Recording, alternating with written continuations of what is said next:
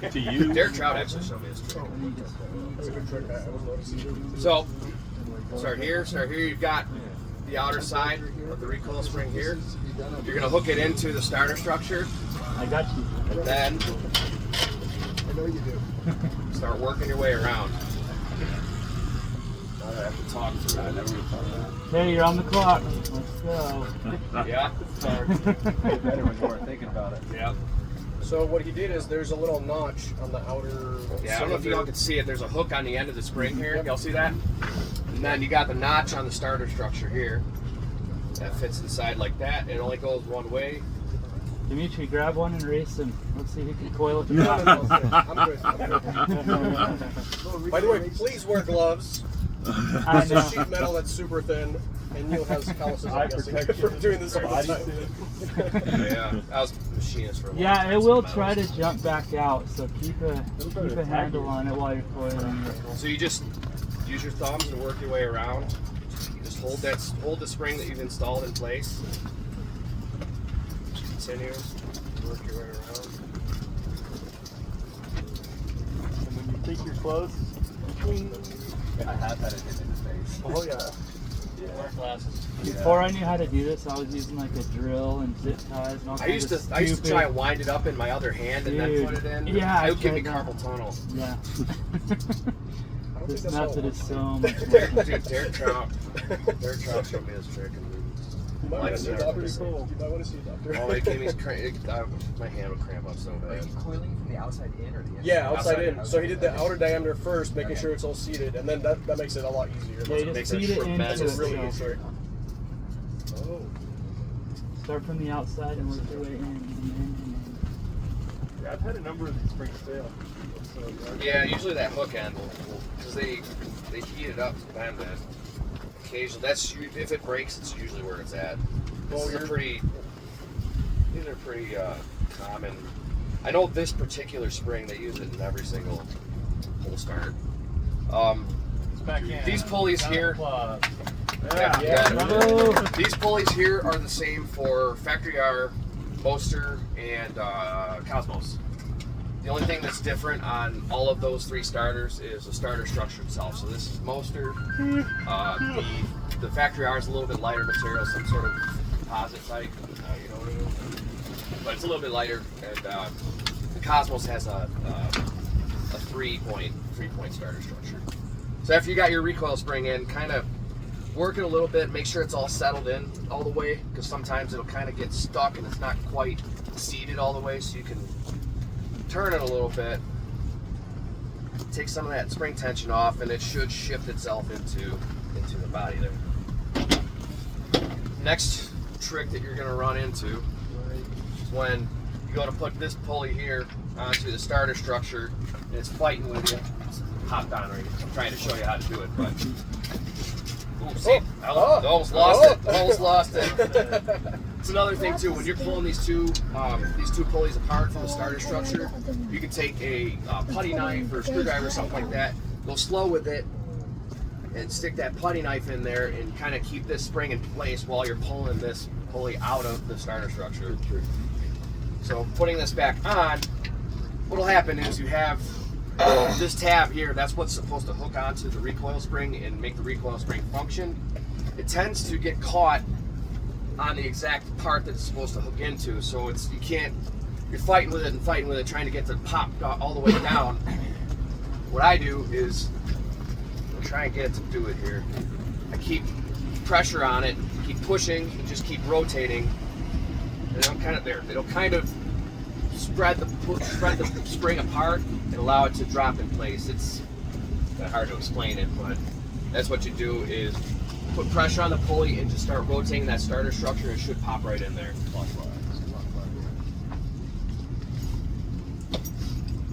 Again, so you're going to clean all this stuff up, lubricate it, just a little bit of lubrication. You want to keep these two, this inside diameter here, you want the shaft a bit lubricated as well. And then this OD right here, to keep these two pulley housings freely and independent of each other, so they move nice and smooth like this. We're good to go there. Next step, you've got these starter poles. Another thing to look at. These are a consumable part. So if you have your starter apart, you should be putting new, I call this the zigzag spring. It's the MP057 elastic ring or something like that, I believe they call it. I just call it the zigzag spring. Really should put new ones of these on here. You kind of see, I don't know if you want to get video on there, but you can kind of see where that was getting worn out because it's sitting on that steel shaft in the middle of it there, so it gets worn out. So put a fresh one in it. Also, the starter pawls, you're looking for the tips of these to be flattened out and worn out. These are actually in good shape. It's got a little bit of wear on it. This one's been catching one side of the flywheel, but there's a flat spot on this one. Again, put new ones in it while you've got it apart. And those come in a kit with clip as well. Yep. Yeah, if you get this MP054 plastic hook housing, it'll come with the shim stack, the spring, the zigzag spring, and the starter poles. The next trick. So this is one spot where I kind of deviate from. Oh, we don't have the thick washer. It's part of the problem. The one part that I kind of deviate from. There's another little tiny spring in there, isn't there? I'm sorry? There's a little tiny spring in those. No, not on Pedrazzi's. I think the what am I thinking of? There's two. The Polini full start has it. Yeah. These don't have the little springs in there. When you get a new starter, you should have a kit of shims. So these are the tiny little. You're not gonna be able to see it from here. I'm sorry, but these are two. You'll have a stack of 4 small thin shims and then 1 thick shim.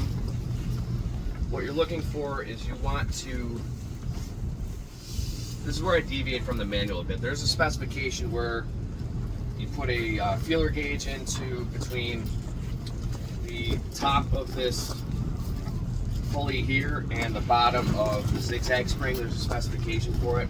There's one part that I deviate from the manual because I just can't wrap my head around what they're trying to go for there. So what I do is I stack these shims until they're about flush with the top of the hook housing here. Now this is we're gonna have to play with this one, but this is not gonna be set up correctly, but we'll deal with that later. The thick shim that you get with your starter kit, y'all know what I'm talking about. Y'all dealt with starters, that thick shim, that should be on top always. No matter how many shims you're putting into this thing, you should always have that on top. On the very top where this. On the very top, because this zigzag spring here will chew through those smaller shims. Yeah, that makes sense. So you're just trying to get that right up to where the line is. Yeah, it should be flush. You might have to add just a little bit more because you don't. When you turn this pulley here, you don't want the zigzag spring turning right away. You don't want it to turn too easily because then it's not going to do what it's supposed to do. What it's supposed to do is stay in place while you're turning that pulley, and I'll show you here in a second. And this spring is going to kick those starter pawls out to engage the flywheel and function your starter. Putting this spring in here, you'll probably need to. When you're putting that zigzag spring in, you're probably going to need to look at the manual or a picture of an assembled starter to figure out the correct orientation of this spring. It'd be a little bit to wrap your head around. That would be my suggestion, is always use that manual to give a visual reference. I start with. What he's saying is that's a pain in the ass. Yes. It's a pain in the ass and it's tough to. It's easy to get it mixed up and not know why your starter's not working correctly. I start with this. See if I can walk it around here a little bit. I've got this little 90-degree bend right here, the little short one. I don't know if y'all know what I'm talking about. There's that little short 90-degree bend in the zigzag spring here. That's the first part that I tuck into here. I've got the. Oh, we're. I'm gonna take a close up. Okay, sure. Yeah, we'll do that. Yeah, refer to the manual on this. Yeah, you gotta be able to look at the picture. Yeah, it's tough to. I had another one. Guys, I'll jump in and say this. If you guys don't know this yet, Pedrazzi a couple of years ago released amazing manuals. One is the user manual, which has all your service intervals and all the basic information. But more importantly, they released a full service manual. It's a lot of pages. It goes over everything that Neil's talking about. It goes over the entire engine rebuild process. And you can download it on their website under the documentation. So anything you do, any sort of maintenance that you do, there's a step-by-step. Some of it's not quite clear, but it's like the best service manual that anybody has ever released. None of the other manufacturers have as good of a manual. It's written in pretty clear English, which can be a challenge sometimes. They use a couple of words that are a little bit different than our English words, but it's a phenomenal resource. A lot of folks still aren't aware that it exists. The installation manual is going to have your wiring diagram, so if you have a dual start or Cosmos or anything like that and you need that reference, that's in the installation manual. But the maintenance manual has full rebuild, torque specifications, the whole 9 yards. It's a hugely helpful resource. So I've got the zigzag spring in. The way these starters work, what I was telling you before, I don't want this zigzag spring to turn right away when I'm rotating the pulley, because see how it's kicking out those starter pawls there? That's what's functioning the starter. That zigzag spring kicks these pawls out. Those pawls grab the flywheel, and that's what turns your engine over. And that little bit of that big spring that's in there, the easy start spring, this gives you additional stored energy to help sling that flywheel around and give you a much easier starting pressure that you need. So we've got all that assembled. The last step here is the preload. This is one of the most important parts. Again, when a lot of the videos came out, at the time everybody was kind of just guessing how this was supposed to go. There's a couple of different ways that people were doing this, and it kind of worked okay, but I found this is the manual version of how to set the preload, and it has worked phenomenally ever since I started doing it. So what you're going to do is you're going to take this rope, wrap it 3 times around the pulley. You can kind of keep track of where you're at with this. You've got where the end of the rope is right here. So wrap around 1, 2, 3. So got it there. Next step.